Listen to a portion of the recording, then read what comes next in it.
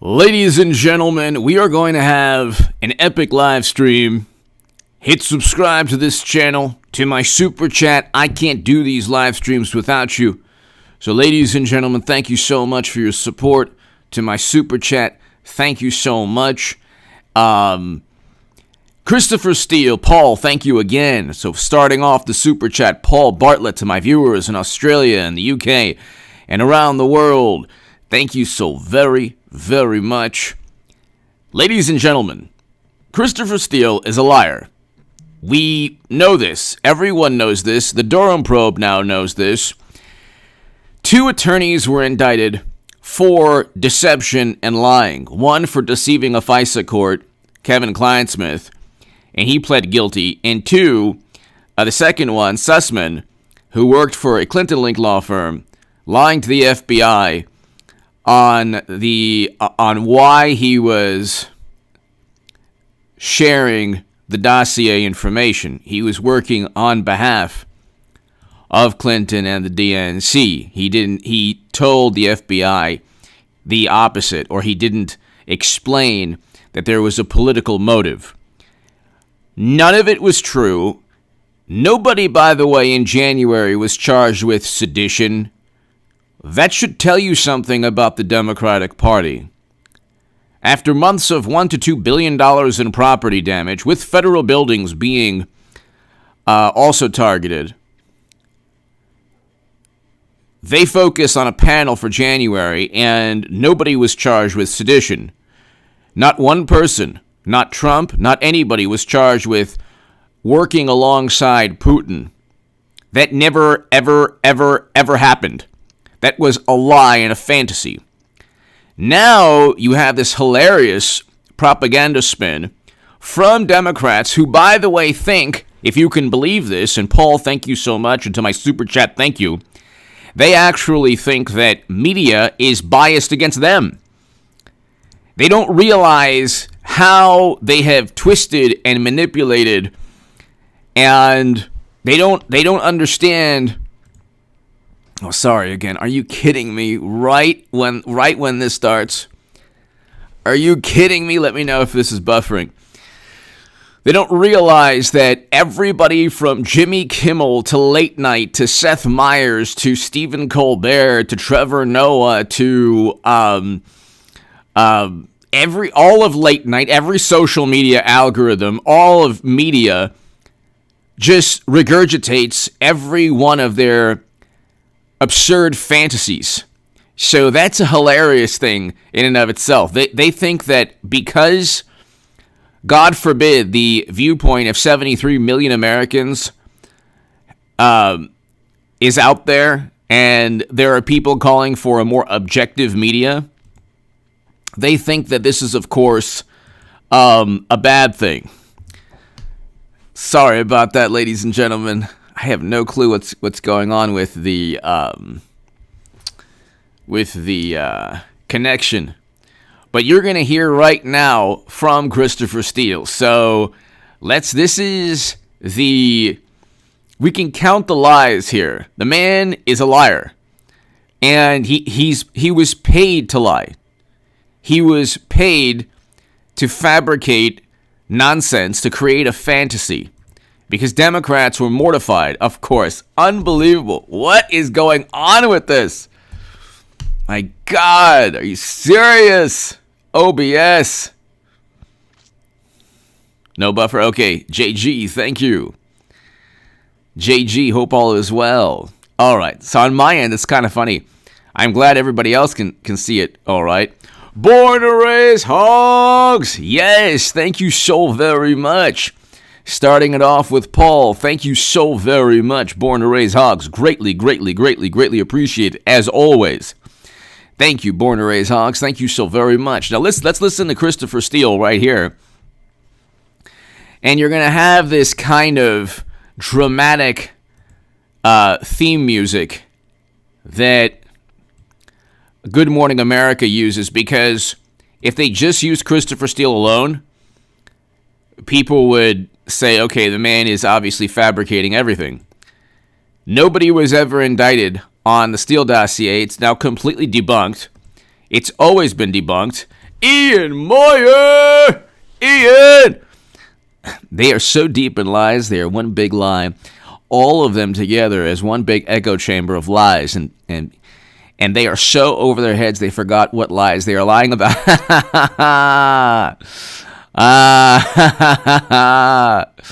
They really did forget the lies they are lying about. Johnny Langford, thank you, Johnny. Thank you, Johnny. Ian, I can't thank you enough. And Born to Raise Hogs, I can't thank you both enough for your support. I can't thank you both enough. Thank you, Ian. Thank you, Born to Raise Hogs. Thank you so very, very much, Ian and Born to Raise Hogs. Let's listen to this. This is hilarious. And we'll go through each one of the lies. He's been in the shadows for 5 years. It's been 5 years since that dossier exploded onto the scene. Steele immediately became the world's most famous and infamous private spy. He had been hired with funding from the Clinton campaign to look into... He wasn't a private spy. He was the author of a compilation of romance novel allegations, or, well, if you read those romance novels, you'll see. But he was a political operative paid not to dig up dirt, but to fabricate. Mark, thank you. To fabricate. Ian and Born to Raise Hogs, thank you so very much. All he did was fabricate nonsense. By the way, Eric and Luke, thank you so very much. Luke, thank you, and Eric, thank you. And subscribe to Eric's YouTube and Odyssey channel, ladies and gentlemen. Two great moderators. Let's continue. The connections between Donald Trump and Russia. The raw intelligence he gathered was damning, some of it salacious. There was no such thing as raw intelligence. What they mean by raw intelligence is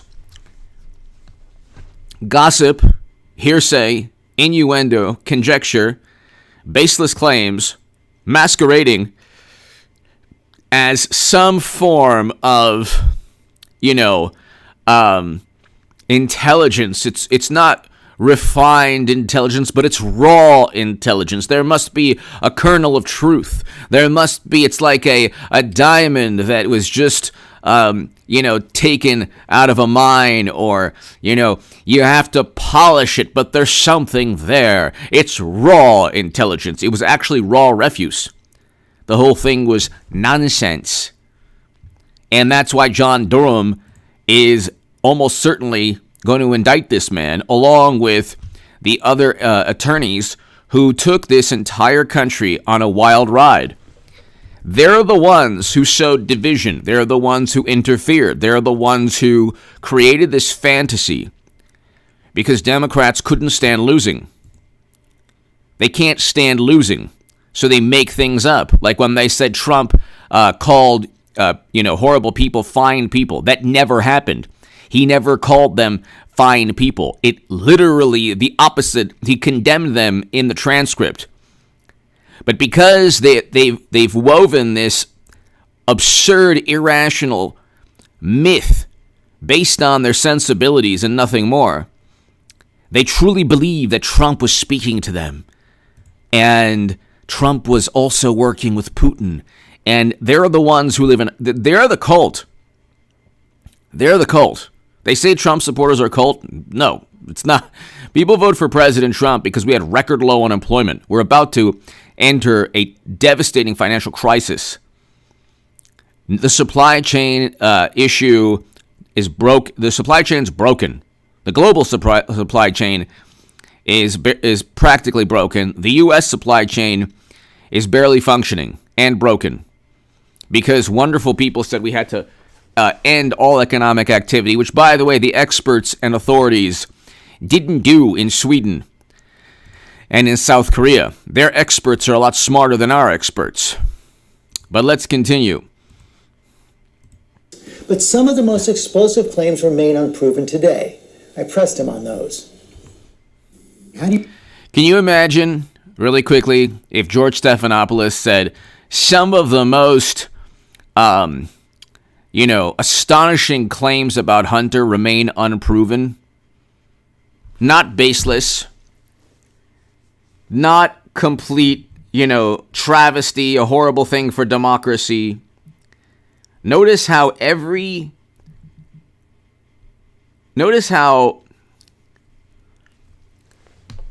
the way he introduces Christopher Steele is propaganda in and of itself. He gives the benefit of the doubt, and you'll hear how, instead of just letting the man speak, because we know that he's full of it, instead of just letting him explain how he fabricated a whole bunch of nonsense and sent the country on a wild goose chase, trying to find some evidence that possibly could have existed. See, this was the first investigation in the history of mankind where there wasn't an actual crime, but they were searching desperately to prove their baseless claims. But notice the kind of theme music here.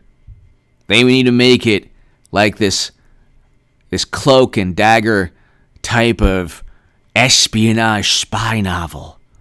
Check it out. You respond to critics who say you were doing foreign interference in an American political campaign. We were not foreign interference. The foreign interference in the American political campaign in 2016 was by the Kremlin. Why wasn't anyone charged or indicted working alongside the Kremlin? The Russian operatives that were indicted they were charged on Company One's information, also a company, CrowdStrike, that was literally paid by the Democratic Party. So the United States government indicted people not based on the evidence compiled by the Central Intelligence Agency or the National Security Agency or the Federal Bureau of Investigation. They literally indicted people based on the high to moderate confidence of those agencies and the conclusions of a firm, a corporation that was literally paid by the Democratic Party, just like this man's corporation. And the Russian intelligence services. Well, you are British. You're not American. But Britain is America's closest ally. Christopher Steele was not working on behalf of the British. He was not working on behalf of Britain, the UK government, the Prime Minister, David Cameron, I think he was Prime Minister at the time. He wasn't working on behalf of anyone in the British government. So that's one of the greatest lies he's told so far.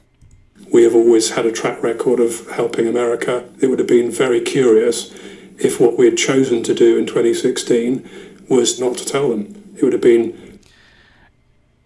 Not to tell them what?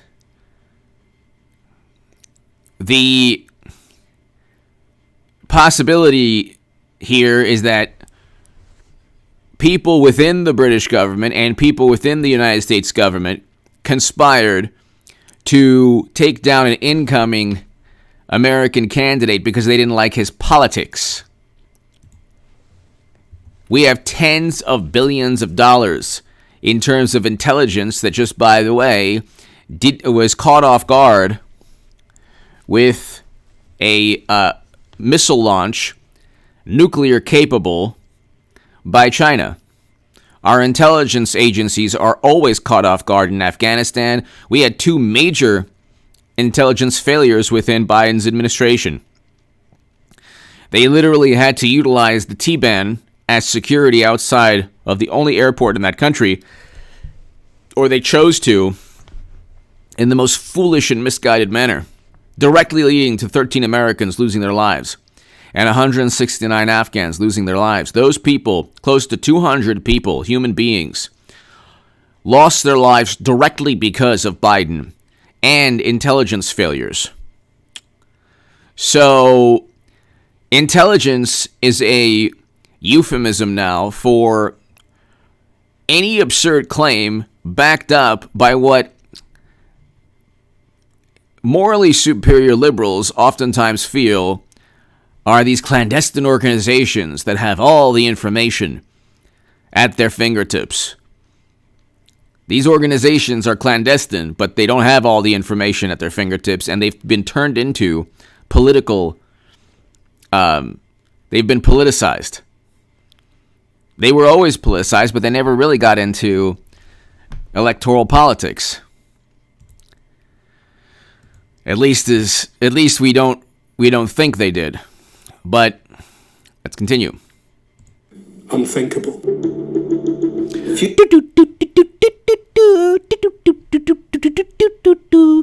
Could you imagine, if Jim Jordan or Devin Nunes is interviewed by Good Morning America? Like the theme, the soundtrack would be wah wah wah. Like they would never embellish or dress up the the testimony. Can you imagine if Tom Fitton or the man who wrote Clinton Cash, Peter Schweitzer, or anybody the person who the computer store owner,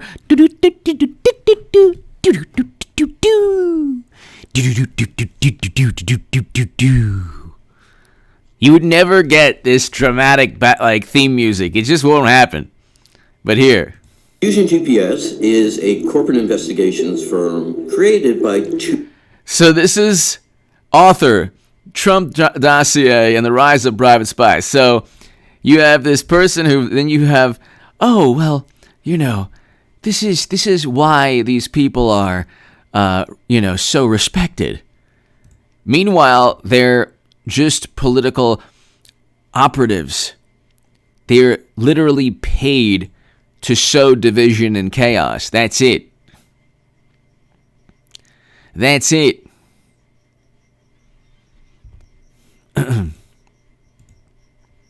Two former reporters for the Wall Street Journal. One was Glenn Simpson. In the spring of 2016, he approached you with a job.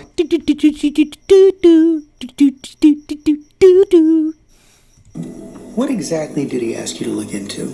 Two things, really. One was what the Russians were doing. And so, also, and it works for me too, when you hear a British accent, you automatically think, okay, intelligence, this is for me. You automatically think intelligence or, knowledge, or I used to think of a judge growing up, but you think of somebody that is, held in high esteem and knows so much and super intelligent and classy and shaken, not stirred. And oh my God, he must know something. In terms of potential interference in the campaign, and two, what the links were between Trump and the Trump campaign in Russia. So you get this assignment, what do? You essentially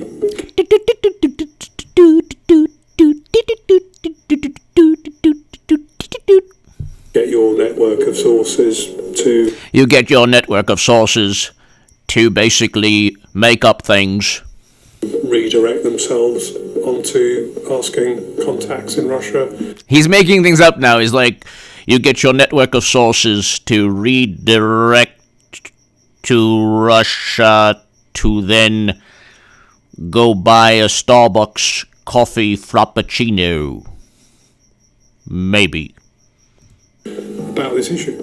Tasked them to look into what was being said amongst the elite in Russia and the government of the American election. Was there one key source you had?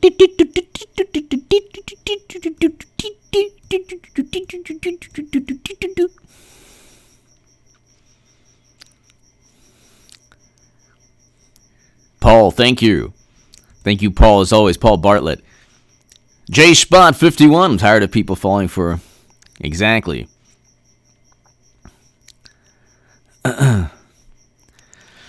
You have...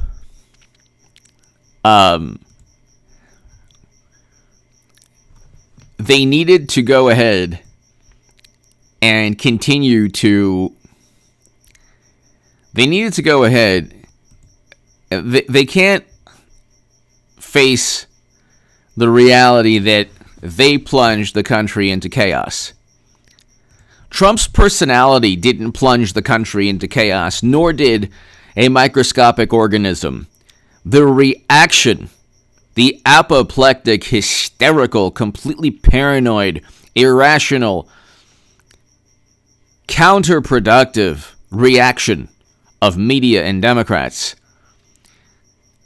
Did you see they were trying to overthrow our democracy?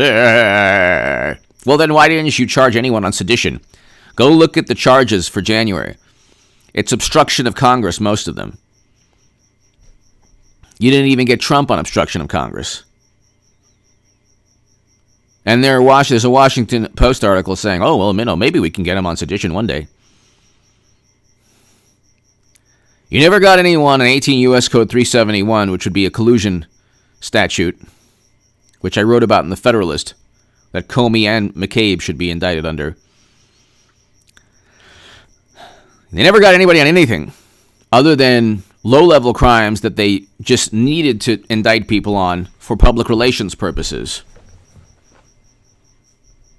Sussman and Kleinsmith were indicted specifically because they lied.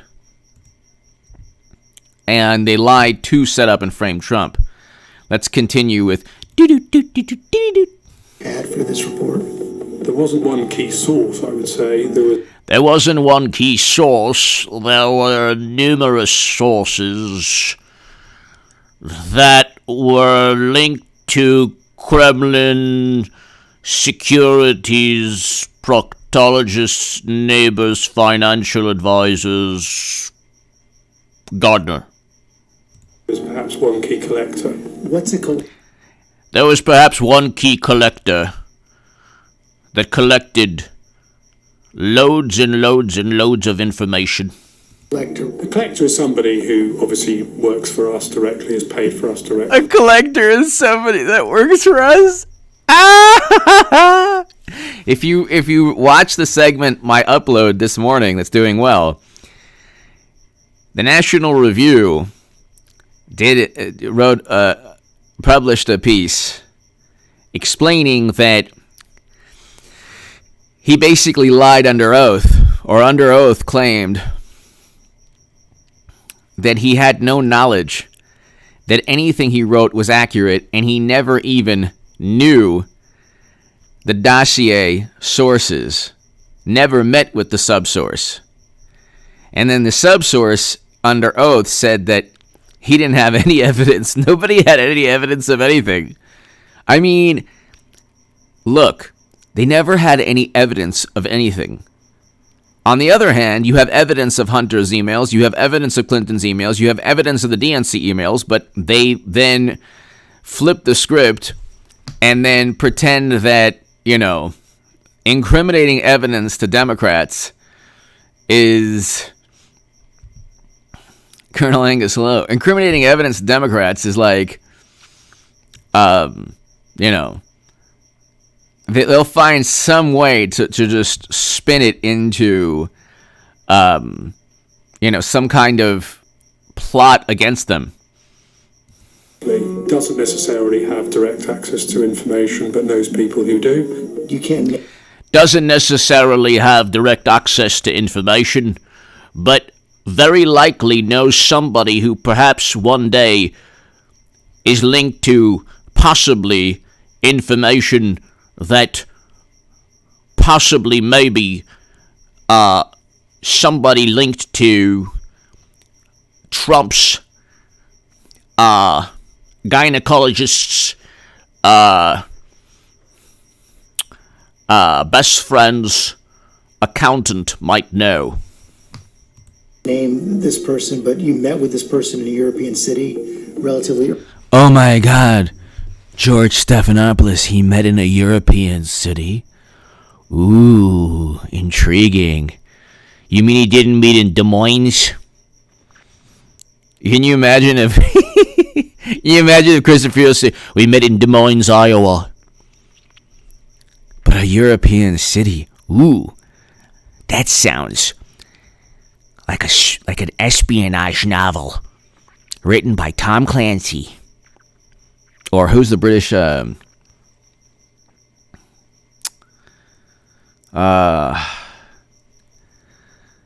that sounds really mysterious. A European city? It must be true. Early on. Yep. What did you learn in that meeting? The contents of Report 080, I think it was, which are well known to the world. What did you learn in that meeting that you just made up in this European city down by the river? What did you learn? We learned about the contents that everybody already knows about. You know, Trump and going to the bathroom in a Moscow hotel room. And not using the toilet, if you know what I mean. There were claims that members of the Trump campaign had coordinated with Russian officials. There were claims? They must be true. If there were claims, they must be true. They're not baseless when it comes to Trump. And accepted a steady stream of information on Hillary Clinton and some of Trump's other political... He accepted information on Hillary Clinton? He accepted the information? Was it a steady stream? Or was it a stream that just, gushed out and then stopped and then kind of trickled out? But it was a steady stream. Just like the steady stream in the Moscow hotel room. It was a steady stream in a European city. On poor Hillary! Oh my God! Democracy! Where are you, democracy? Hey, democracy! Democracy! Medicare for all will save us. That's a horrible thing to say. And that's actually a noble objective, but it's not possible. Rivals. You mean what they were doing, what Trump was doing, is finding information on his direct political rivals? David Von Kettering, thank you so very much, David, for being such an amazing member, and thank you so very much. At JSpot51, there was a yellow stream of information. David, thank you for being such a great member of this channel. Thank you so very much, David, for being such a fantastic member of this channel, and thank you so very much. Thank you, David. Oh my gosh. Everyone has a British accent. They sound so smart and classy. Not like us. Not like, Chuck Schumer. Or, our intellectuals sound like this. You're wrong, Dr. Rand. You're wrong. That's who we revere. But we'll believe anything. We'll believe, or Chuck Grassley. This is a joyous occasion, everybody. We're now going to swear in our new Supreme Court Justice, Brett Kavanaugh. Oh no, there's more protests. Oh no. Okay, let's continue. The first report also claims, quote, Trump's unorthodox behavior in Russia over the years had provided the authorities there with enough embarrassing material on him to be able to blackmail him. Do you think that Trump cares about embarrassing material?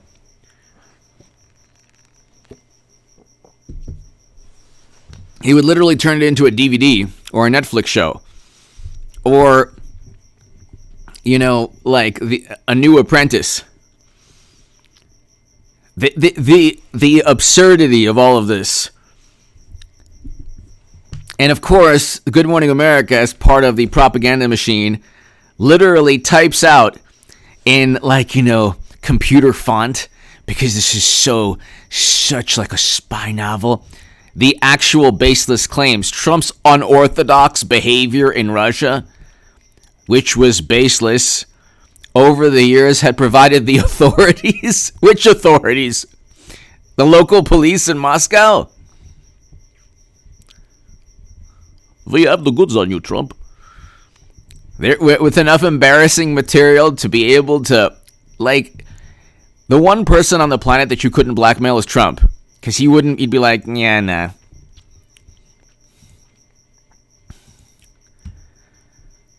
That's the thing. If somebody ever comes up to you and says, I have a video, VHS tape of you having romantic relations with a donkey, just be like, well, you know what? Put it on TikTok. Just put it on TikTok and whatever. I don't care. All right, you better give me $20,000 or I'll put it on TikTok. I'm not giving you $20,000. Go ahead and put it on TikTok. I don't care. What? You want the whole world to know that you had relations with a donkey? Yeah, go ahead and do it. I don't care. What do I care? Go and put it up on TikTok and see if you get 2 views. Or see if it keeps the algorithm. See if the algorithm even there allows it to go up. Anyway. If they so wished. In the words that the FSB, the Russian security service, had a compromise on Donald Trump. No way, compromise on Donald Trump? Oh my God. Basically, compromise is like when you have a VHS tape of you having a romantic relationship with a goat. And, like, for example, if someone says, you give me $500 and I won't let everyone know that you had a romantic relationship with a goat or sheep or whatever. Okay, that's compromise. Blackmail in Russia. This was for want of a better word, this is the P-tape. That's part of it, yes. What did he tell you? He relayed several sources, information, sub-sources. Oh, I love the snare drum. Yes. I love that. Sounds so spy novel. Ooh. Love that dramatic music. It's making me think that Trump actually did all of those things. This definitely isn't a propaganda tool. Or no, it's not the snare drum, it's the, the cymbal. Love the cymbal. Oh, yes. Information that related to that event. In the Ritz-Carlton Hotel, Correct. 2013. Yeah. Ooh, that's classy. It would be quite a tape if it in fact existed. We were coming up...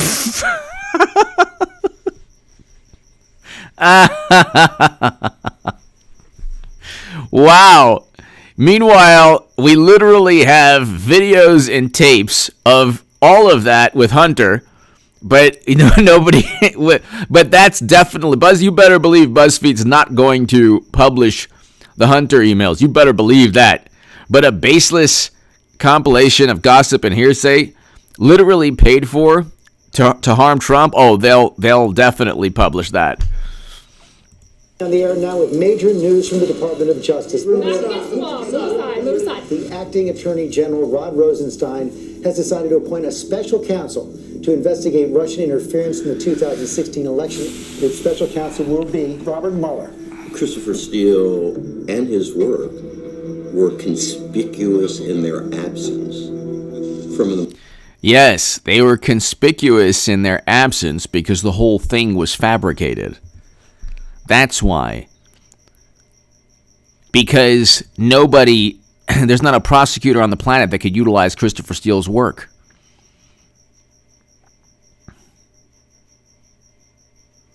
Okay?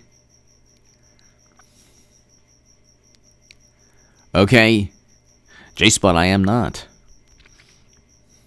I don't think so. Mueller report. Do.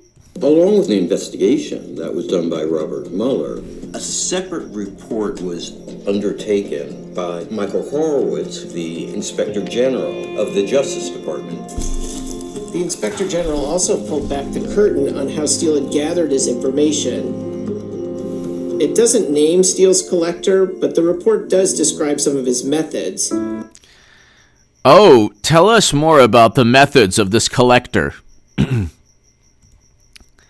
Instead of just saying it's a heaping, steaming, smelly, rotting pile of bandini and fertilizer and refuse, they go, oh my God, they draw it out. Oh my God, and it gets ratioed and the likes. And oh my God, they draw it out. It's like, he didn't work with Russia. Nobody was charged with sedition in January. His tax returns didn't show anything, and he wasn't charged for anything or indicted on his tax returns. If 1/10 of what they said against Trump was true, he would be in prison for 300 years. But they literally lie about everything, but they feel good about it. They're the ones, by the way, who are against Trump's bullying. When did Trump go after his direct political rival? Why? Asking Zelensky if by Biden's own admission, him forcing out a prosecutor was a criminal offense? Oh my God, the crime against humanity. And we'd later learn he was not someone well placed in the Kremlin, but an analyst in Washington. When the FBI sought this person out and interviewed him, he said, yeah, he basically gathered some of this information, but he was almost ambivalent about how accurate it was. Some of this information, including that allegation about the salacious tape, had apparently been gathered from people who had just heard about it or talked about it in jest. So, the tape where Trump, and I've been talking about this for years, okay? Years, like since 2016. I said the whole thing was nonsense immediately.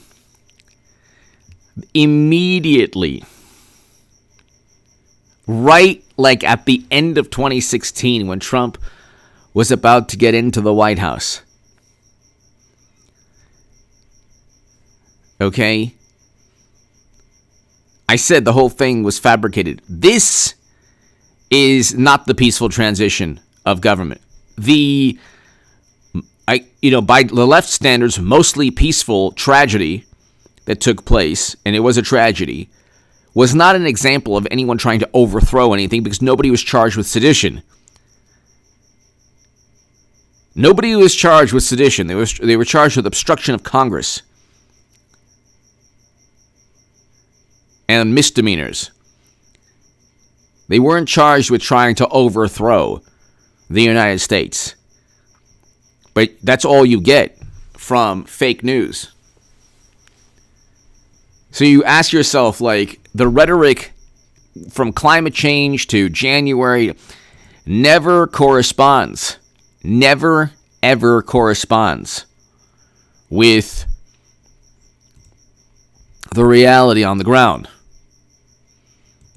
With the reality. One of your main collectors, he spoke to the Inspector General, said... So they give him enough respect, or they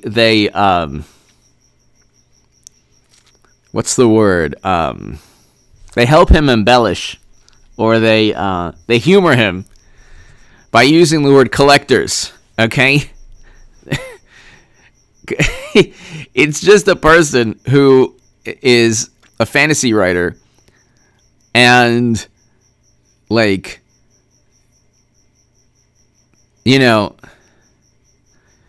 they just, the collector was somebody who literally made up something. It was all fiction. These people are fiction writers. people that just make things up. That especially the compromise was word of mouth and hearsay, conversations with friends over beers. It was just talk. If you have a confidential source and that confidential source is blown or is uncovered, that confidential source will often take fright and try and downplay and underestimate what they've said and done. So lie under oath. So basically Christopher Steele just accused his source of lying under oath. If his source had direct knowledge of any of the absurd allegations and refused to disclose the direct knowledge, then they would be lying under oath. And I think congratulations. That's probably what happened here. And today, do you still believe that tape exists? I think it probably does, but I wouldn't. I think it probably does. When you get like CNN and MSNBC pundits,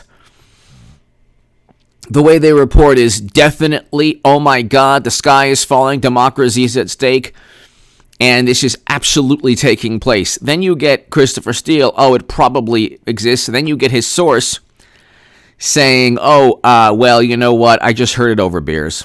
So, meanwhile, George Papadopoulos was indicted over a conversation where they were at a bar. And Alexander Downer, he's another person, like Christopher Steele, who the Mueller probe should look at, probably almost certainly is. Put 100% the Durham probe. certainty on it. So you stand by the dossier? I stand by the work we did, the sources that we had, and the professionalism which we applied to it. But I don't stand by the dossier. This is deposition talk. You stand by the dossier? Well, I stand by the work we did. Well, what does that mean? What on earth does that mean? The work we did.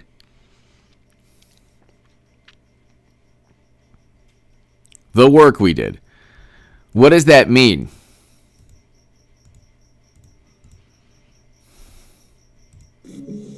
What he can't explain is why the tape has not come out yet. His answer is that the Russians haven't needed to do it because they got everything they wanted out of President Trump. But, that's been the heart of the criticism against Chris Steele, that he's talked about this tape. He put it in there, but it has not come out. He's obviously lying, Mr. Stephanopoulos. He's obviously lying. The man's a liar. Okay?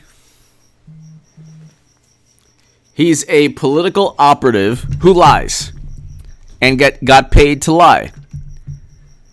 And they say Trump is the biggest liar. No. Trump is infinitely more truthful than media.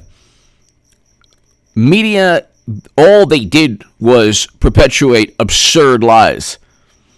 That's all they did. Nothing, literally nothing.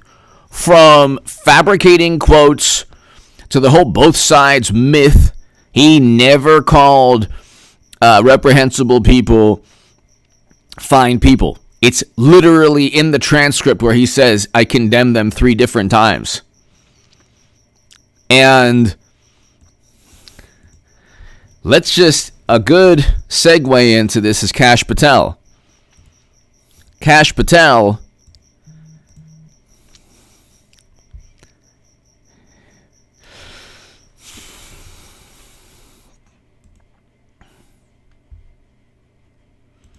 So listen to what Kash Patel has to say, who is part of, alongside Devin Nunes, of helping the Durham probe uncover all of this evidence.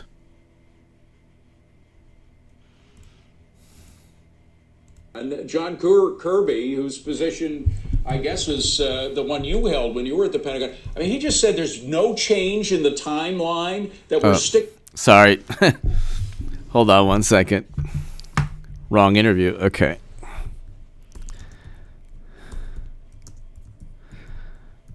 So listen to Kash Patel now Durham probe predicts Durham probe will lead to indictments at the top in coming months.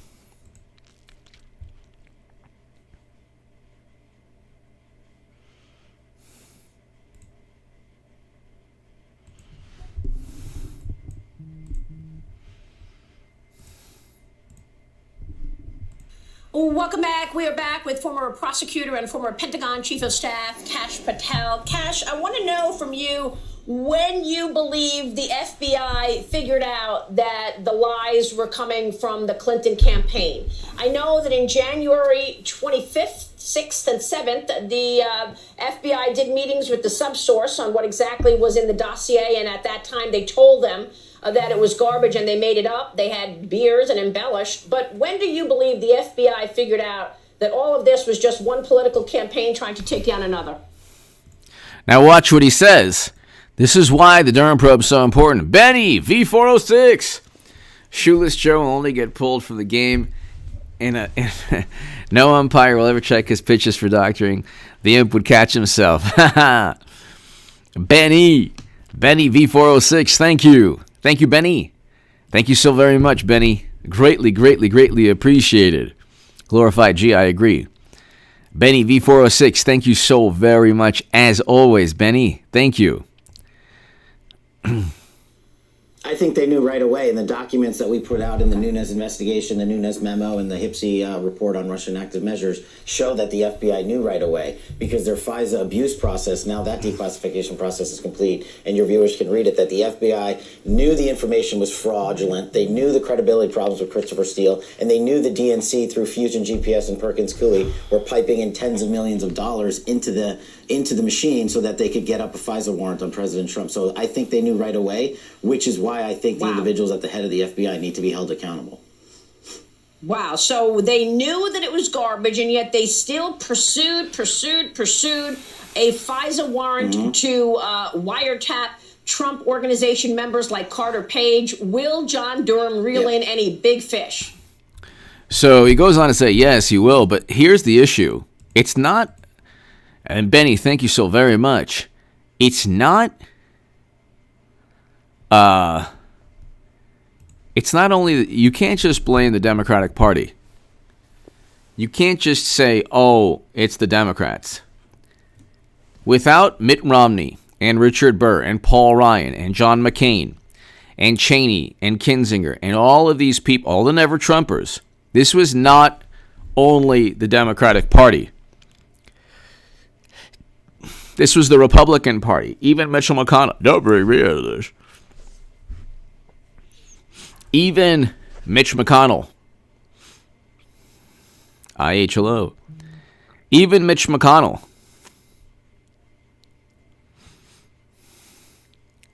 Even Mitch McConnell. Yes, Mitch McConnell.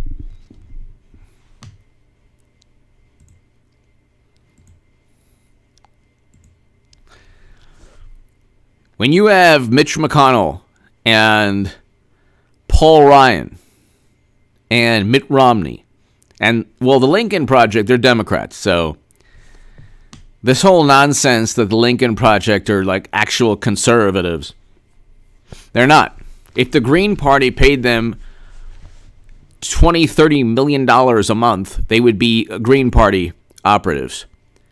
They're mercenaries. They're political mercenaries. They don't care about, they opposed marriage equality. So that should tell you. And now they're good Democrats. So that should tell you who they are. Larry, check out the new Sun Tzu memes.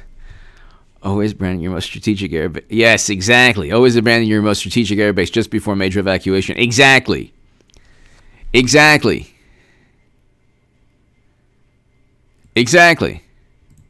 Larry. Exactly. I know. Great point. Great point, Larry. Thank you. In your view.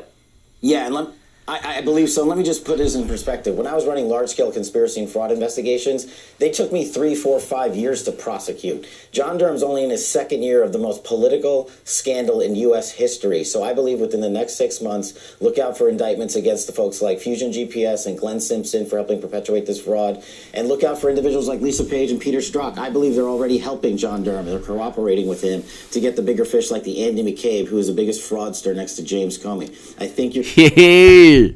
I love that. he goes after McCabe. I love that. Within the next 6 months, look out for indictments against the folks like Fusion GPS and Glenn Simpson for helping perpetuate this fraud. And look out for individuals like Lisa Page and Peter Strzok. I believe they're already helping John Durham. They're cooperating with him to get the bigger fish like the Andy McCabe, who is the biggest fraudster next to James Comey. You're going to see these indictments start coming out on the individuals at the top. It's just going to take a few more months, but I remind your viewers, it takes a little bit of time to work these matters. Unbelievable. And no surprise, the mainstream media gave them all jobs. All right, quick move on to... So, there you go. There you go. And we got 400 or so viewers. And so what better way than to celebrate a pretty awesome live stream? What do you think I'm going to put up right now? It's hot, it's cold, it's hot, it's cold. I can't make up my mind. What do you think I'm going to put up right now, ladies and gentlemen?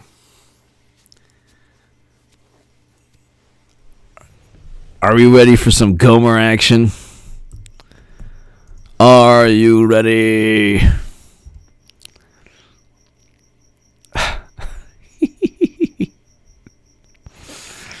Yes. Hold on 1 second.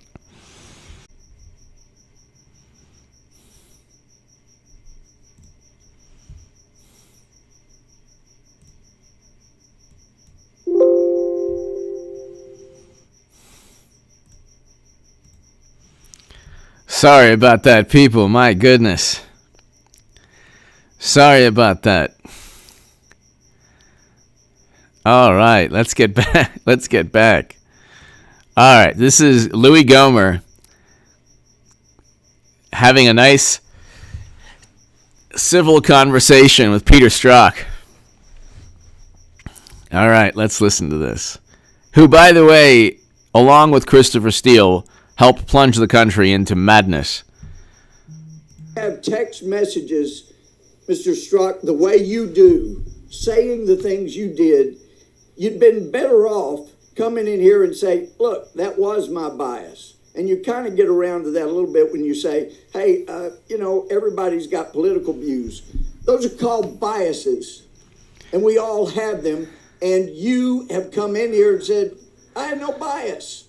And you do it with a straight face. And I watched in the private testimony you gave, and I told some of the other guys, he is really good. He's lying. He knows. We know he's lying, and he could probably pass the polygraph. And he could probably pass the polygraph. It's amazing. Mr. Chairman. No, this is my Mr. time. Chairman, I'm sorry. Point of order. Point of order.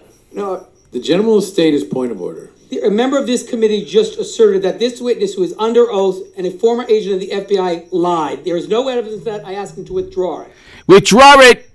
I do not withdraw it. He is not a member of Congress. It's not a violation of the rule. And just as you have been expressing bias through your members about what a hero... There is not a single person on this committee who has ever characterized a witness Gentleman as from lying. Rhode Island. Gentleman, it's my time. That's a disgrace. Gentleman from Rhode Island will suspend. No, the disgrace of what this man has done. The gentleman from Texas will suspend for a moment. There is the disgrace. And it won't be recaptured anytime soon because of the damage you've done to the justice system. And I've talked to FBI agents around the country. You've embarrassed them. You've embarrassed yourself.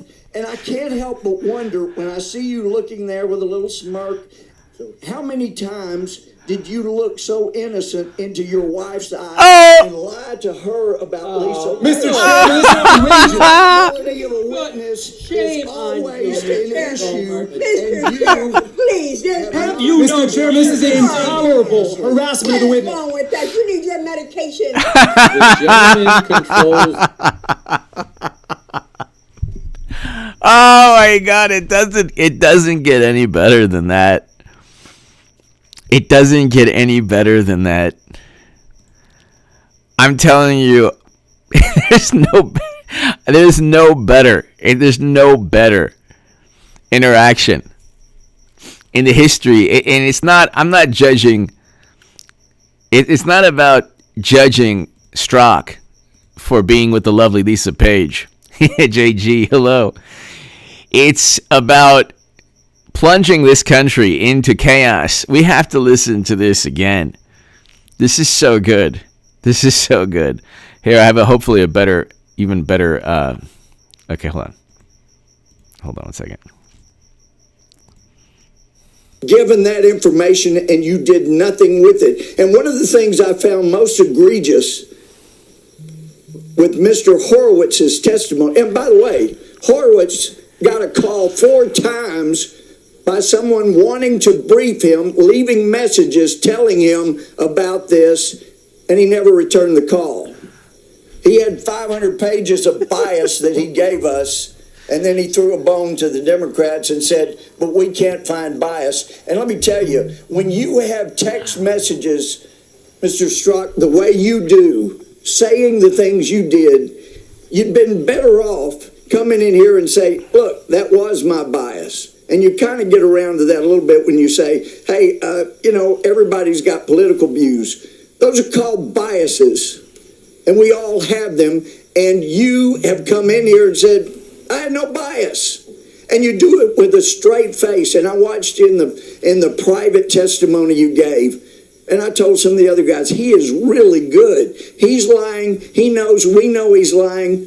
And he could probably pass polygraph. He could probably pass polygraph. Amazing. Mr. Chairman.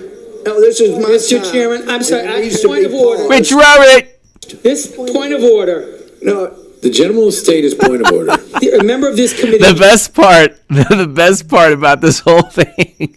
First of all, this was when we had Paul Ryan running the House, and every actual investigation was stifled.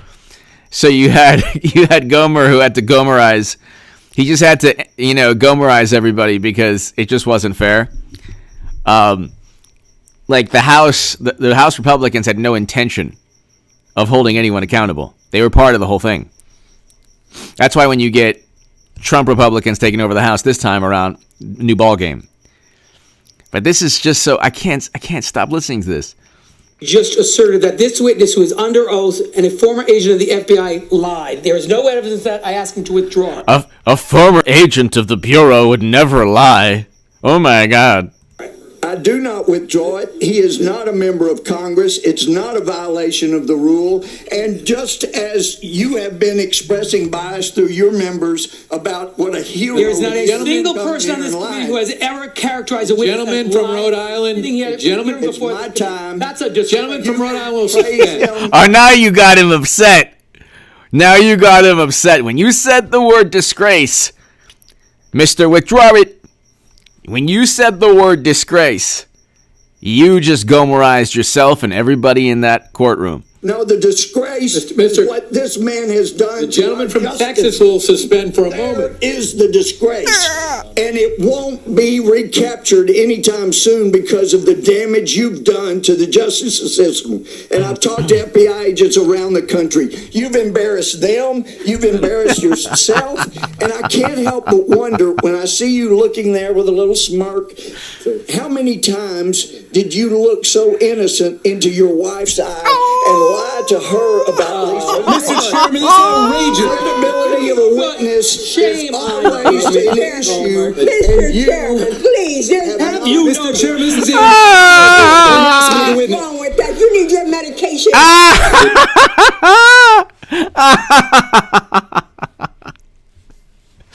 You need your medication. Hold on, this is the best. About Lisa. Mr. Chairman, this is outrageous. Credibility of a witness is always an issue. Mr. Chairman, please. Have you, Mr. Chairman, this is intolerable harassment of the witness. What's wrong with that? You need your medication. The gentleman controls the time. The witness be permitted to respond. He will be permitted. He will be permitted Did you to respond. ever talk to Hillary Clinton during your investigation, besides the one questioning you mentioned, before that or after that to this day? Point of order, Mr. Chairman. Point of order, Mr. Chairman. Yeah. So good. So good. It just gets better. The gentleman will state his point of order. Nadler doesn't even know what he's like, is it this bad? Come on, it's bad. It is, I think, against the rules. He doesn't know. He's just saying point of order to protect Strzok. He's like... Point of order. It is, I think, against the rules of the House. I think it's against the rules of the House from... developed by John C. Calhoun in 1838, stating that if somebody named Peter Strzok is ever Gohmerized, that he has to stop. The Gohmerization must end. And it's in the rules someplace, Your Honor. It's somewhere, someplace in the rules. I'll find it. You get back to me. Remember the committee to be impugning the character of a witness. It is He should ask questions to elicit. The purpose of this hearing is to elicit information. He should ask questions to elicit information. He should not be impugning the character of the witness. The gentleman is advised the rules of the House only are directed to members of the House and the President of the United States. In other words, it is okay to impugn the character of witnesses. He just got moted. Nadler got moted, as usual.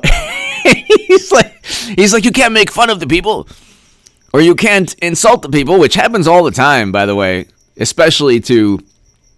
happens all the time. And it's done primarily by Democrats in Congress. But anyway, he gets moted. And it's so hilarious. Character of the witness. The gentleman is advised the rules of the House only are directed to members of the House and the President of the United States. In other words, it is okay to impugn the character of witnesses and... It is okay to impugn the character of the witnesses, then fine. Great. Fantastic. Any way whatsoever? Well, listen, I've heard many members on your side of the aisle impugn character of somebody who is covered by the rules of that. Max Deplorable 2A. H, I love your stuff, but keep accidentally getting our friend Louis' name wrong. Okay, it's Gohmert. Oh, with the strong T at the end. Thanks. Gohmert. Gohmer. Oh, that's right. Gohmerted. So then how would I... Thank you so very much. So, Max. Okay, so Gohmerized. What was I say? He got Gohmered. So I could say Gohmerted. Gohmertization. Max Deplorable 2A. So he got Gohmertized. Thank you, Max. Max Deplorable. Thank you so very, very much. And to my super chat, I can't do this without you. So I do appreciate your support. Thank you. The House, but the gentleman, the gentleman has 20 seconds left. The clock will be turned back on, and he can complete his time, and then the witness can respond. So, if you talk to Hillary other than Hillary Clinton... He's like, have you talked to Hillary lately? Huh? What does she say about plunging the country into complete and total chaos? Other than the time she was examined in front of the witnesses? No. So after throwing away what you have with all the bias you have, you've never even gotten a thank you. You didn't even get a reach. Examined in front of the witnesses? No. So... You see the beauty here. I don't know if anybody sees this. Max, everybody here. I don't know if everyone sees this. How beautiful. So, he basically says, after throwing away your reputation, after throwing away, after basically taking your place in history and throwing it into the toilet. Did you even talk to Hillary? Maybe get a thank you? So check it out. After throwing away what you have with all the bias you have, you've never even gotten a thank you. Now you're back. He never even got a thank you. This is hilarious. This is hilarious. I mean, that alone is even better than just as good. This is a low-key, disrespectful comment. So he's saying basically, you have become part of history now. The history of this time period will always see you as a political operative and not somebody who took care and tried to protect the country. And so, with all of that, you didn't even get a thank you. You sold your soul to the Clintons. You didn't even get a thank you. There you go. The gentleman may respond.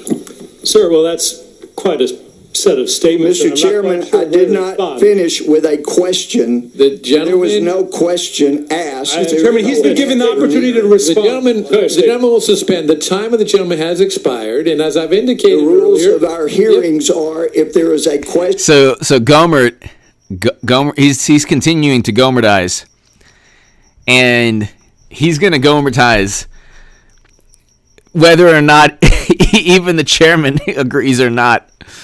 He will Gohmertize whether you like it or not, and he knows the rules better than the chairman. So, but check it out. The chairman said, "Hey, Peter Strzok, after being reprimanded and insulted, you get a chance to respond." And then Gohmert says, "No, you don't. He doesn't get a chance to respond. Nope. Which is fantastic. Question asked during the time, the witness may respond to the question after the time. The witness is going to be allowed to respond briefly. That's a new rule. He's got to get. That's a new rule then. Okay. Things are if there is a question asked, do not finish with a question. The gentleman, there was no question asked. Mr. Chairman, he's been given the opportunity to respond. The gentleman will suspend. The time of the gentleman has expired, and as I've indicated the rules earlier, of our hearings are if there is a question asked during the time, the witness may respond to the question after the time. The witness is going to be allowed to respond briefly. That's a new rule. Sir, first, I assure you, question. Under oath, as I spoke also during my interview a week or two ago, I have always told the truth. The fact that you would accuse me otherwise. You did not always tell the truth, and you knew you were setting up and framing Trump. He literally stated that he doesn't remember his text message will stop Trump. And that's how he got out of it. Then he said when Trump voters are smelly, he said, well, that was something to do with a rivalry between cities. The guy lied all the time. Of course, a liar is going to say, I never lied. Despicable, evil people are charming. This is what is dirty little secret of life. Nasty, mean, diabolical, evil people are charming people oftentimes. That's how they get you in their web. They're not like, most of the time, they're not diabolical or despicable in terms of their personality. Their personality oftentimes is a charming, amiable, fun-loving, or, charismatic personality. There's a certain charisma that shields evil or that emanates from evil. And so when a liar tells you he's not lying, well, you know what? Normal people, normal human beings want to believe that other people are telling the truth. It is not a natural emotion to distrust somebody. You learn to judge people by their actions and not their words. You learn oftentimes the hard way. A person like Peter Strzok, he's a bureaucrat. And he's going to utilize, like, for example, the bureau agent who was indicted by Durham in Boston said a million times in interviews he never...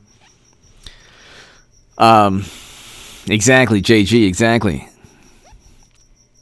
It's the guy who was indicted in Boston, the bureau official, okay, the FBI official, by Durham.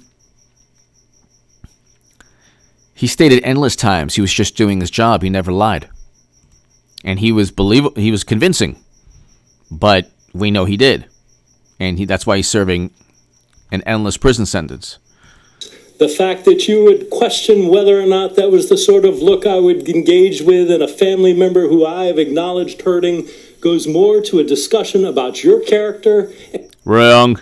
And what you stand for and what is going inside you. It's to your credibility, and you lost your credibility.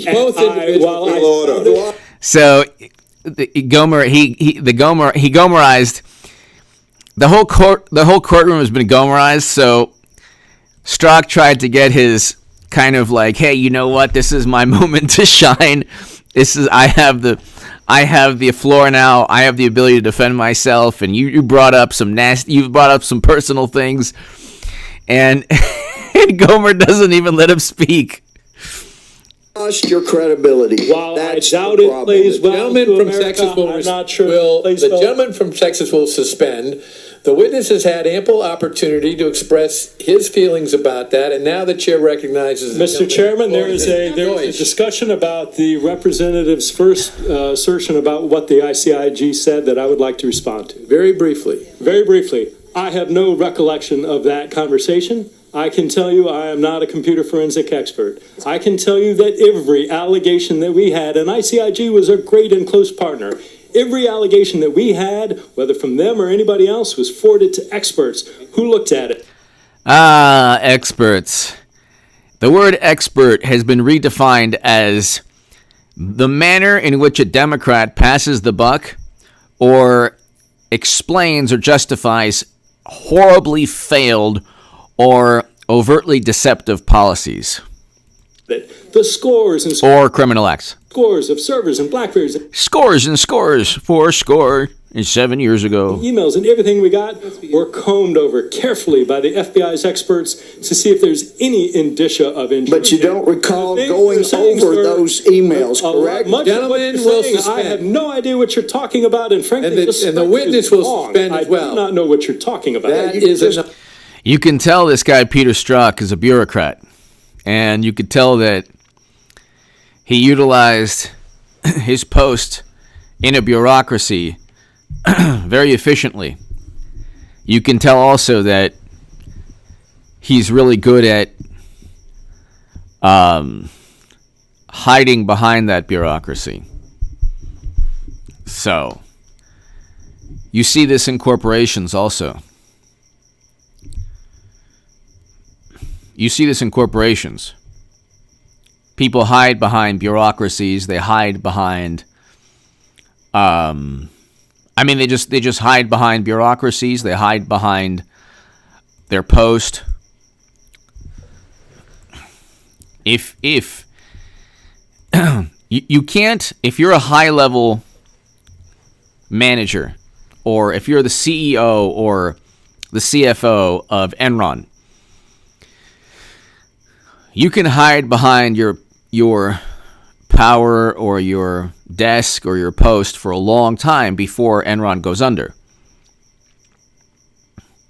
But if you're one of the thousands of employees, you can't do that. There's certain people in bureaucracies that are able to deceive law enforcement, deceive their own workers, deceive shareholders, deceive the media. But at the end of the day, you have Peter Strzok, for example. He knew exactly what he was doing, and the way they work, it's not like these people have These people are lifelong Democrats. They're lifelong Democrats. They voted for Clinton. I voted for Clinton, Bill Clinton twice, okay? I voted for President Obama. I was a lifelong Democrat. But these people are lifelong Democrats, and they're suddenly given a job. They move up the ranks of a job that allows them or gives them like unlimited political power. Very few people were as powerful as Peter Strzok. Which gets us to, if you want to talk about philosophical issues that the left, of course, never even really touches, the banality of evil, a critique of Hannah Arendt's banality of evil. And I think that the critique is very valid and it's true. And evil is not banal. There's nothing like a person who, obviously Peter Strzok is not in this category. He's just, this is just politics. So he's infinitely better of a human being than the people that Hannah Arendt was talking about. But there's no such thing as the banality of evil when it comes to a bureaucratic setting. Okay? The people that the monsters that she was talking about, the one in particular, was a devious madman. But he was able to pretend that he was simply a bureaucrat. But these people are greedy, devious, maniacal, despicable, power-hungry people. They're not just everyday normal people that aren't just, And that was the critique of her assessment, okay, when she made that assessment, the banality of evil. The opposite is true, actually. People who misuse their power in any organization, any powerful or influential organization, they don't do so simply because,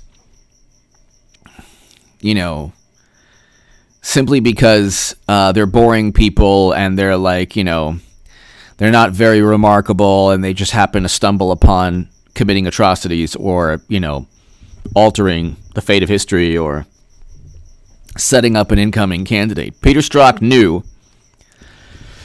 he had a risk-reward analysis, a cost-benefit analysis, which, by the way, Democrats don't allow anybody else to have. And he said, okay, there's maybe a 5% chance that I could pay for this and a 95% chance that I can alter the course of American history for what I believe is just. He was a lifelong Democrat or never Trumper. Same thing. So he viewed Trump as an abomination, mainly because of his personality. People couldn't differentiate between, a brash personality and the good things that Trump was eventually able to do. That's more to do with narcissism than, that's what Peter Strzok was saying about Gohmert. That's more to do with narcissism than Trump. But anyway, these people are devious, deceitful, power hungry. They're manipulative.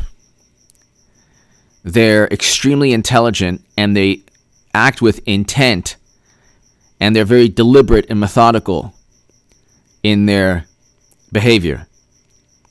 These are people that know exactly what they're doing, and they know exactly who they're harming, and they even relish and enjoy the harm they impose upon others through their bureaucratic post. It gives them a sense of power. So when Peter Strzok says, well, everything I did was for the benefit of the country, nothing could be further from the truth. He did what he did, as did Comey, McCabe, Strzok, Clapper, Brennan especially, Clapper, all of them. Kleinsmith, Sussman, Christopher Steele. They all did what they did because they didn't like Trump, number one. Number two, they were either getting money or they were utilizing the power of the United States government. So, If you were, it's like if you were given the keys to an F-35 and allowed to fly it at full speed, you would probably enjoy it. That's the thrill they got. They had all the power in the world. They had all the power in the world. And they were very willing to use it to plunge the country into what Peter Strzok did was help divide the country. Trump did not divide the country. When they say Trump is divisive, the reaction to Trump is divisive. Half the country likes his personality. The notion that you would think that Trump was divisive or polarizing is a notion tied directly to your own narcissism. That your belief that your idea of what of what is normal and good and decent should be everyone's idea of what is normal and good and decent is the definition of narcissism. Trump did great things, objectively good things, because he made fun of people. The critique is, well, he didn't, even though he did good things, his personality overshadows. But see, again, Democrats aren't winning any personality contests also, and they preside over actually worse. What's happening in terms of immigration is worse now. Atrocities are taking place. AOC doesn't care. These people are hypocrites. The morally superior liberal is the definition of hypocrisy. That doesn't mean they're not right about they could be right about certain things. But they pretend to care when Trump is at the helm, and they completely forget why they were outraged about certain topics when Biden, or mashed potato brains Biden, is president. So, but this is like,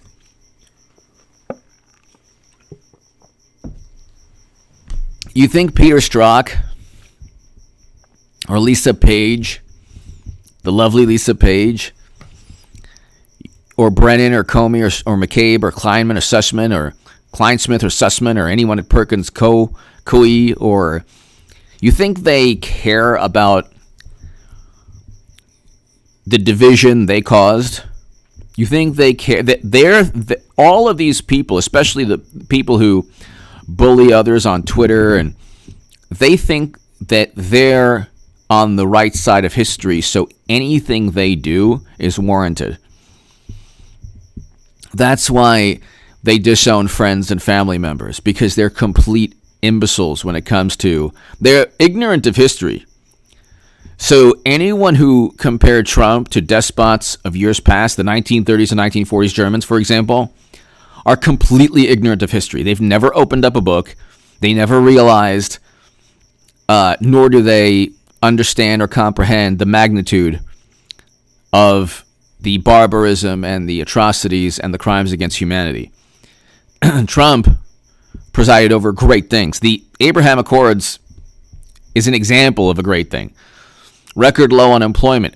He was the first president to sign an executive order combating anti-Semitism on college campuses. While you have Democratic lawmakers saying the most absurd things, and watchdog groups ignoring the statements by these Democratic lawmakers.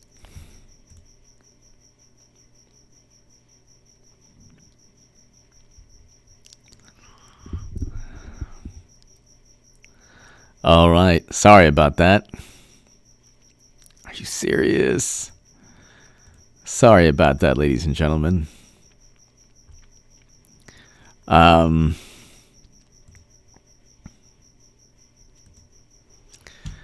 right, let's go ahead and listen to Devin Nunes.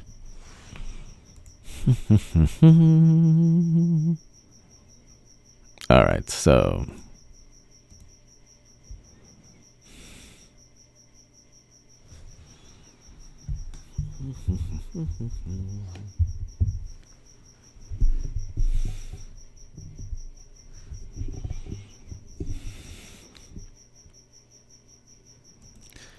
The journalist here on Fox is fantastic. Let's listen to this.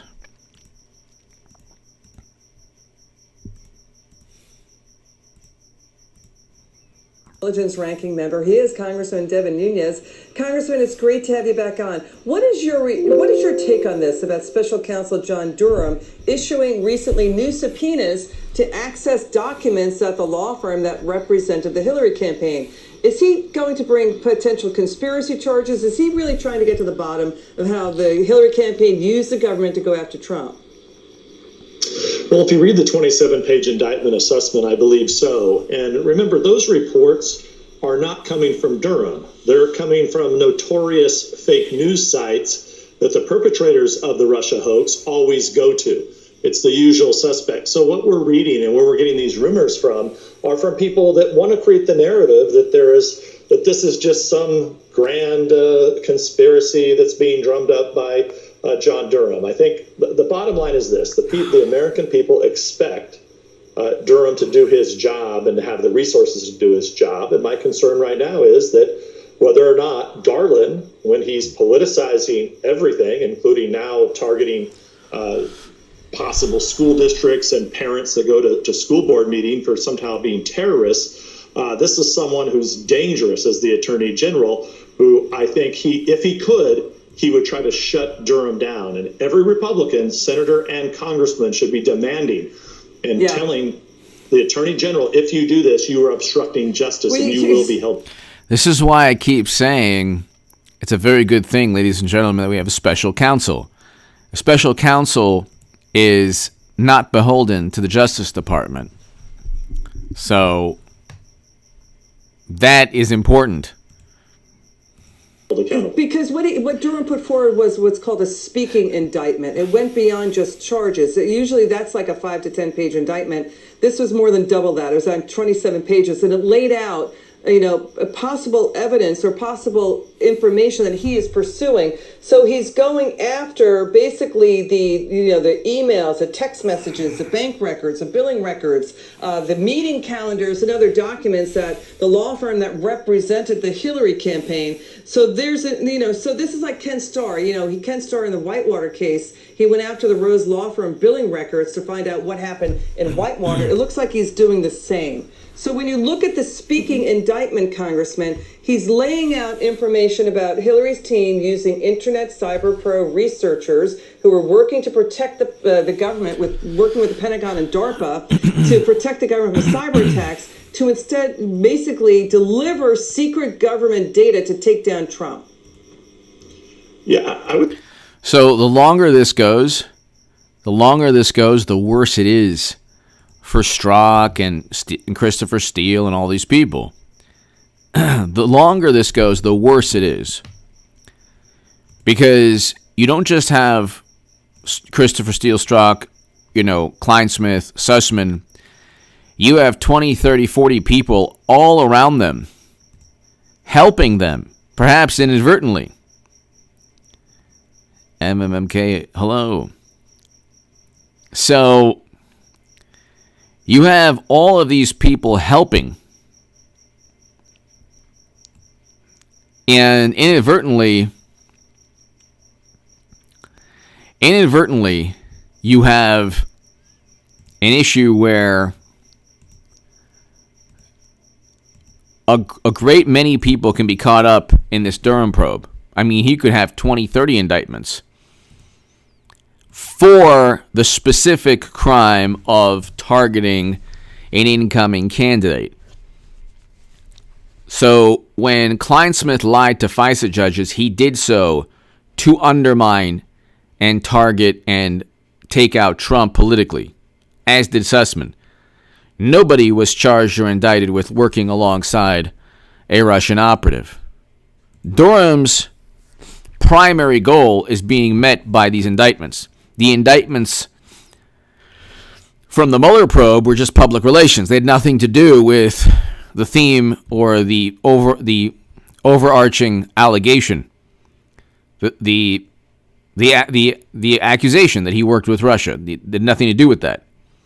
I would say this. Think about it this way. Typically, lying to the FBI is used, and the reason you say it's a 5-page indictment is because typically that's when some of the FBI knocks. Yeah, but when you say a normal one is 5 pages, that's because FBI knocks on your door. They're going after you for some major crime. They can't get it on you, and then they allow you to plead down.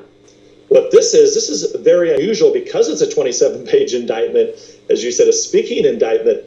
But I think this is even worse because can you imagine a country where we have people who don't like their neighbor, who don't like their politics, can just walk into their local FBI field office and frame their fellow American citizen? That's what happened here. This is so beyond the pale of what the Clinton campaign and the DNC were willing to do. Quite frankly, it took a 27-page indictment, and people should not be downplaying it. They keep on talking about democracy. This is what they keep on doing. They keep on talking about democracy. And they keep on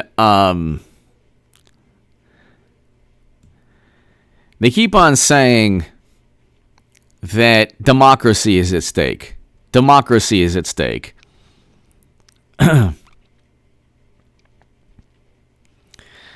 And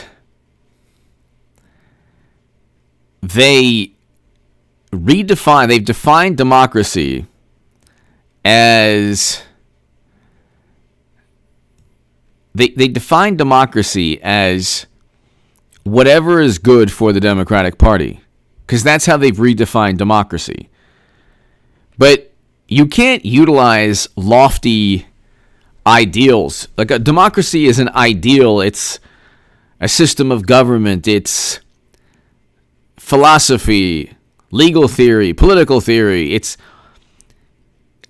They keep saying, oh, well, we can't be objective in media because democracy's at stake. Well, democracy's at stake because you're not objective in media. They're actually, the left, the Democratic Party, morally superior liberals, they actually acknowledge that media is not objective, but they think that's a good thing. So they spent 4 years pumping a fake news dossier, and they brush it aside, and they just justify it as, well, we have to do these types of things. Democracy is at stake. You know, if we didn't do this, democracy would be at stake. Or, you know, we could lose our democracy.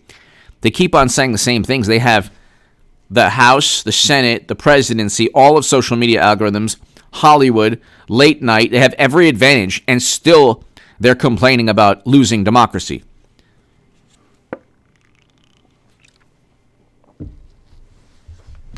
Let's continue.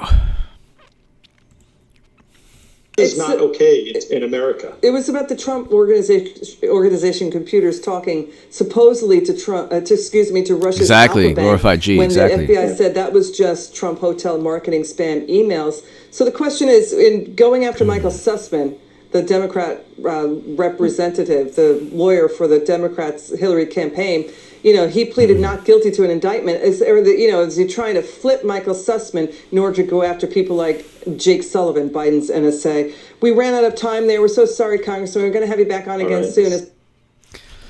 So you see what's taking place, and it's like,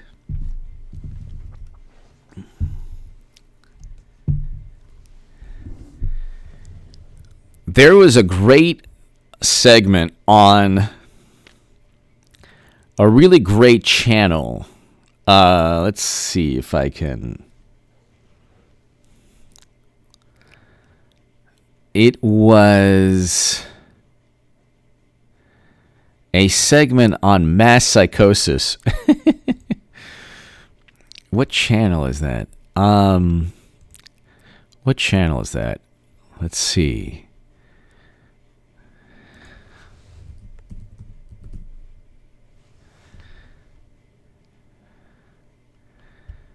It was, gosh, let me see if I can go ahead and find it.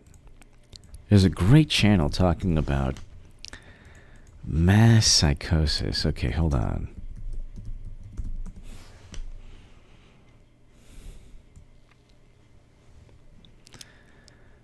I forgot the channel name.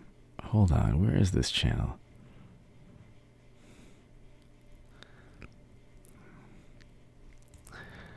All right, so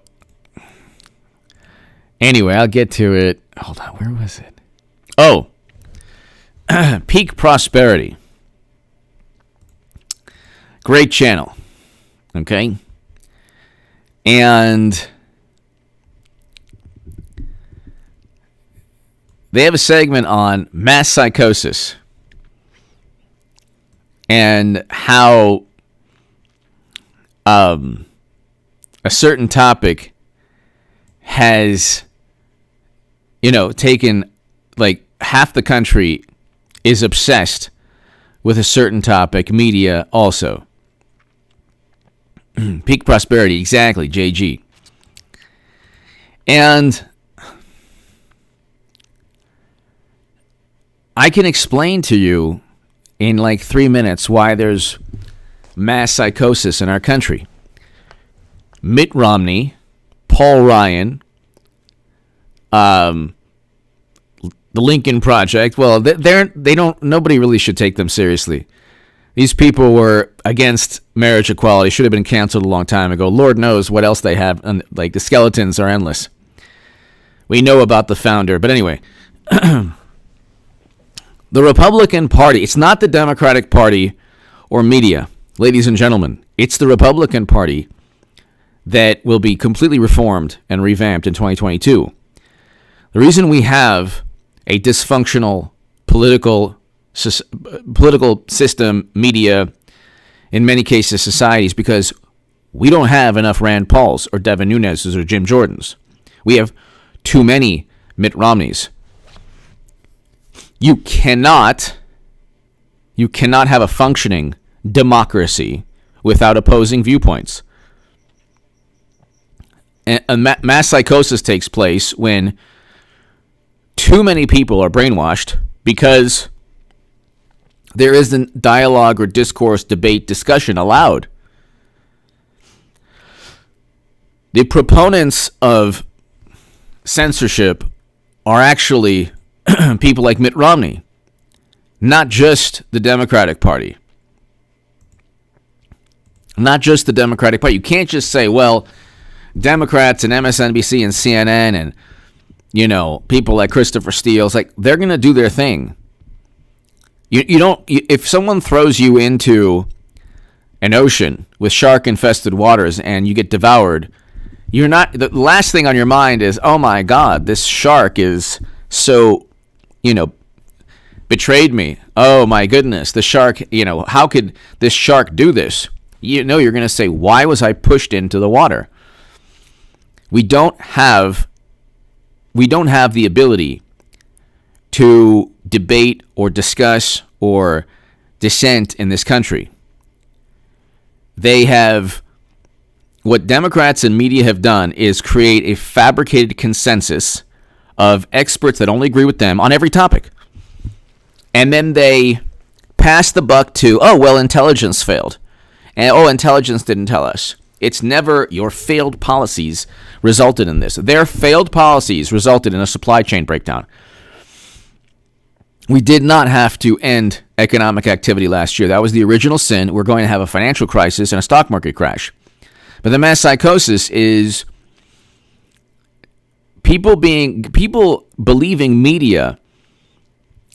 Half the country believes media because they have this unholy symbiotic relationship. Media fosters and foments and bolsters their existing biases, and they look at media and say, oh, well, it must be true. I must be on the right side of history. Everyone is repeating, my thoughts on Trump or my fears about Trump or, him possibly working with Russia. I mean, it must be true. There are people who were never into politics, There were people who were absolutely never into politics before Trump. Then they started getting into politics. Then they started watching CNN and reading the New York Times. So what do you think happens if you're never into politics and you start reading CNN and the New York Times? What do you think, like the first time you take politics seriously, you're reading about how Trump worked with Russia and how his tax returns are the holy grail of corruption? What do you think happens to you? And obsessing over one disease and ignoring heart disease and cancer. Cancer and heart disease ended the lives of more people than you know what.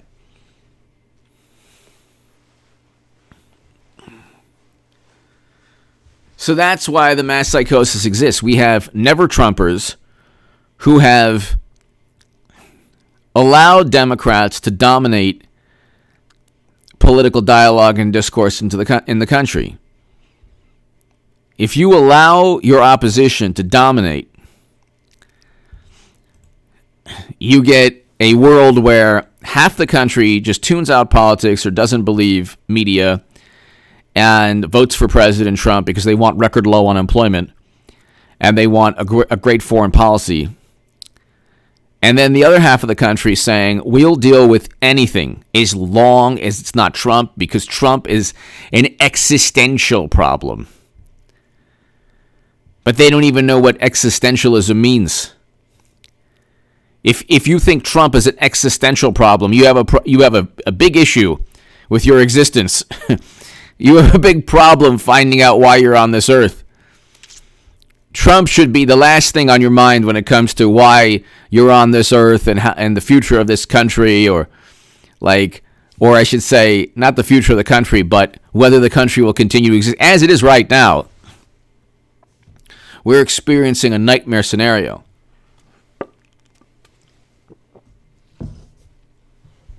And Biden is at the helm. So there you go. That's as it is right now. So, but it's interesting. I mean,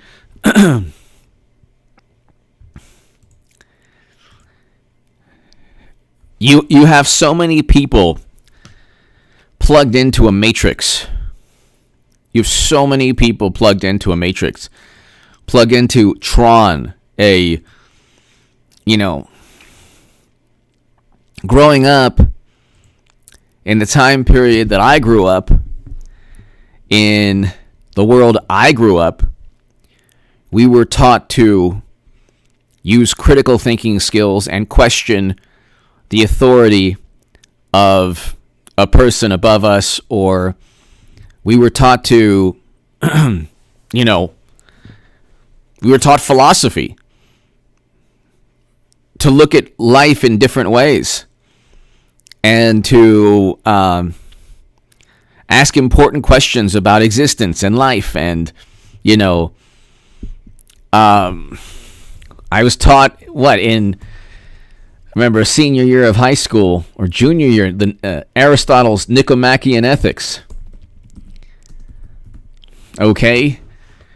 A utility friendship, which is pretty much what Democrats, Aristotle talks about a utility friendship. When you bring you bring a pizza to work, suddenly you're everyone's best friend because they want a slice of pizza. They're not friends because they like you. They're friends because you have pizza. So the Nicomachean Ethics talks about that, all these realities of life. Okay? Philosophy, existentialism, why we're on this planet, how long we have on this earth, has nothing to do with Trump's personality. And what they do is they can't actually back up their own, exactly, JG. They can't back up their own arguments. So what they do is they can't back up their own arguments. So they have to push the envelope in terms of how important their political ideas are, or their political objectives are.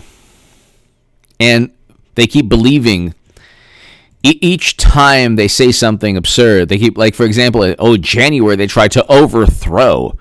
No, they didn't. Nobody was charged with sedition. Why wasn't anyone charged with sedition? Why wasn't Trump charged with sedition? The reason is because they don't have evidence anybody tried to overthrow anything. By the standards of the left or media or CNN, it was mostly peaceful. Mostly peaceful. So there you go. But see, again, the height of hypocrisy. They stood by while cities every night had a curfew. Why was there a curfew? It wasn't because of the disease. It wasn't because of you know what.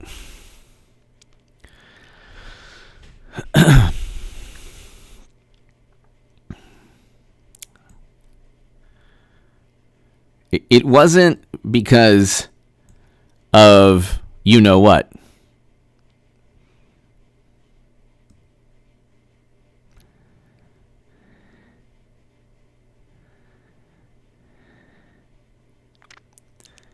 It was because of events that were not peaceful. They hid behind peaceful protests, while at the same time, none of these pundits actually protested. Where were the $20 million venture capital people? Where were all the liberal pundits protesting? I don't have any video. There's no video.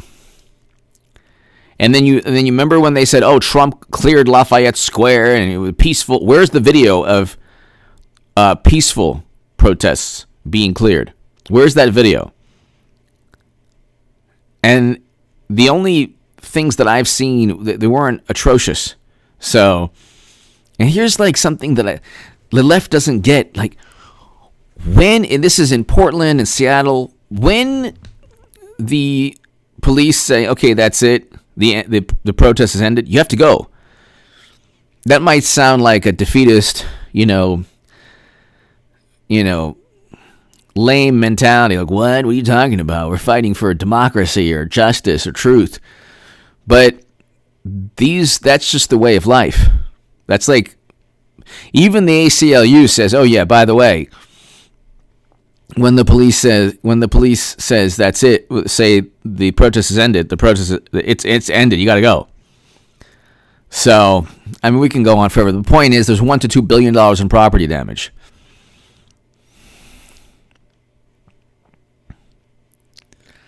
So,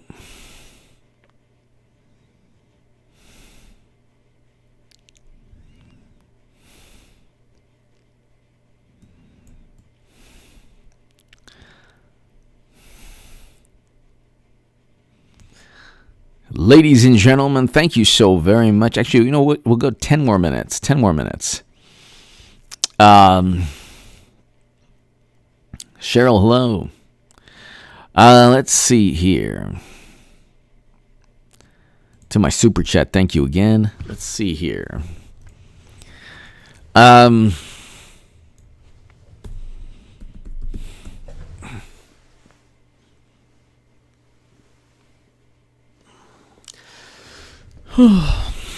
CNN out of office and off the ballot. Trump's influence still looms.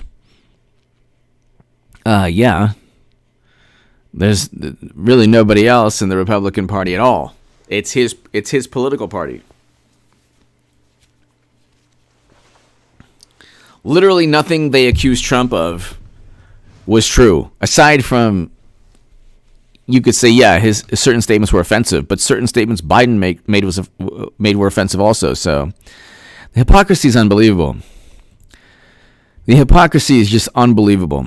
Trump sues to keep White House records secret, claiming executive privilege. He hasn't been charged with anything. This is the Democratic Party. They'll investigate for political gain. Max deplorable! If, as you so nicely coined, mashed potato brains tried to take a lie detector test, do you think the machine would draw a pile of mashed potatoes? I think that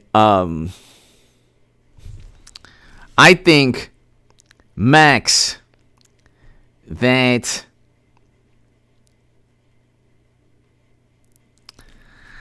I think, Max Deplorable, thank you so very much. I think that he's probably lied infinitely more than Trump has in just the past year. He lied to Ashraf Ghani. There were numerous lies just to Ashraf Ghani in a phone call where he was, focus on public relations, focus on image, perception. All they care about, perception is reality to them. Perception is reality to them. It's unbelievable. Max Deplorable, thank you.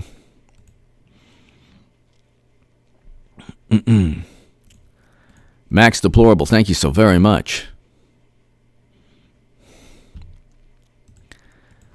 You have perception is reality, and it's like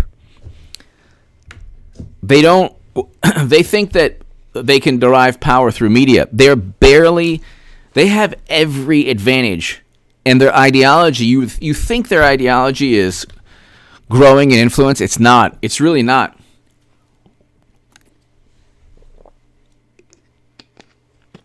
"20 years from now, we'll look at this time period the way most of the country looks at the Bush administration.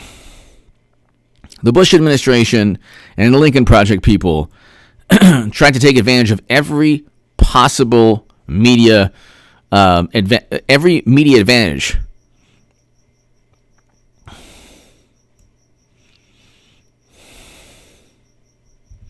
The Bush administration tried to silence debate, suppress discourse. They had their sacred cows, their dogma. Now you have the left, social media algorithms promoting nonsensical, irrational ideology.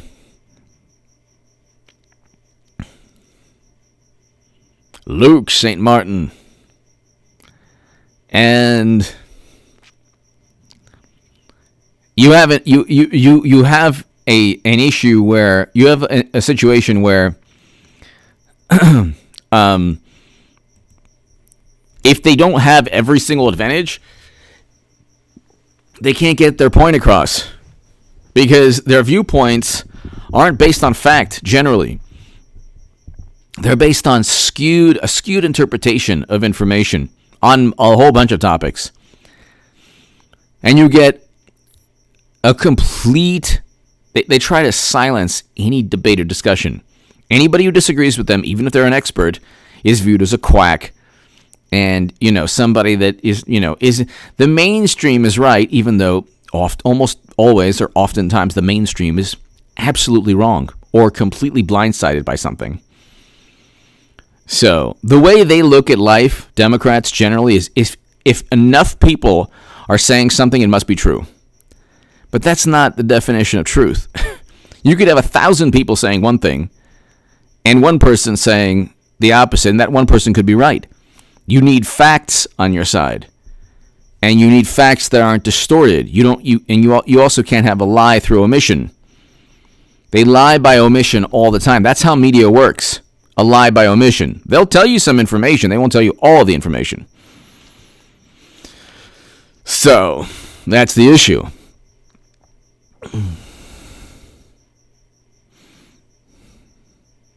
They will tell you a certain amount of information, but they're not going to tell you all the information. So, and that's how they get away with everything. And then you get I still can't. We'll look back at Twitter as the most inept Orwellian nightmare that could ever exist in cyberspace. Caution! This has been disputed by the authorities on truth and justice. Caution! This is a misleading claim. Do you think anyone cares? Do you think anyone cares what Twitter views to be a misleading claim? Did they ever do that with the Steele dossier? Did they ever do that with all the fake news stories? Which, by the way, Trump clearing Lafayette Square was a fake news story. All of these are just fake news stories. You never get, like, the Steele dossier was never, there was never, oh, caution, caution, this is not true. This is misleading. Exactly, glorified G, exactly. If they had to utilize words in the manner they're defined, like utilizing their definitions, they couldn't back up their viewpoint. They have to go ahead. They have to go ahead and distort and redefine the meaning of words. That's the Orwellian element here.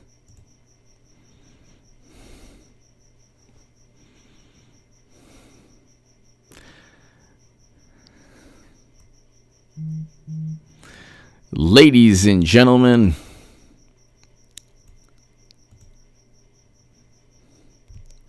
Luke St. Martin, thank you. Ladies and gentlemen, thank you so very much. I will be back tomorrow. I wasn't going to do a live stream tonight, but you know what? I said, I want to do a live stream because we have some pretty good things to talk about. Tell your friends about this channel, ladies and gentlemen. Hit subscribe. Please, please, please subscribe to the Stock Market Crash channel. That is below in the pinned comment. It's going to be below in the pinned comment in a couple of minutes. And also, right here, I'll put that right here. Here it is, ladies and gentlemen. Stock Market Crash channel. Right here. Subscribe there. Eric and Luke, thank you. JG. Nice. Nice. Very nice, JG. Very nice. Enjoy. Be safe. Enjoy. JG, always a pleasure and an honor. Nice. Ladies and gentlemen, thank you so very much. To my super chat, I can't thank you enough. Eric and Luke, thank you. Eric, Luke St. Martin, thank you so very much as always. People, I'm out. I will be back tomorrow. Live stream tomorrow should be around about 6:30 p.m. Pacific. And Colonel Angus, thank you. And I will see you all tomorrow. Tell your friends about this channel, ladies and gentlemen. We're almost at 185,000 subs. So tell your friends. Thanks, everybody.